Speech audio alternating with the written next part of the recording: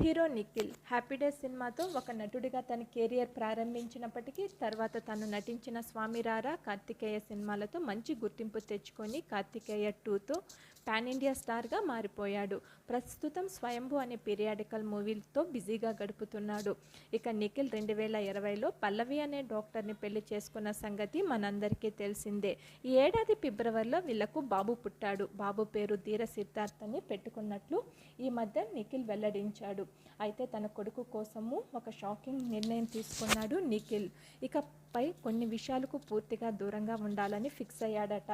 తన కొడుకు గురించి చెబుతూ ఇదంతా బయట పెట్టాడు. ఇంతకీ విషయం ఏంటంటే, ఇంతకుముందు కొన్నిసార్లు తాను నైట్ పార్టీలకు వెళ్ళేవాడట. ఇకపై మాత్రం టైం అంతా తన కొడుక్కే ఇస్తానని చెప్పుకొచ్చాడు. పిల్లలు పుడితే తల్లిదండ్రులు మారుతారని అంటారు. బహుశా నిఖిల్ కూడా కొడుకుతో టైం స్పెండ్ చేసేదానికి ఈ నిర్ణయం తీసుకున్నాడని చెప్పి ఫ్యాన్స్ కామెంట్స్ చేస్తున్నారు. మరిన్ని లేటెస్ట్ అప్డేట్స్ కోసం please subscribe my channel. Thank you.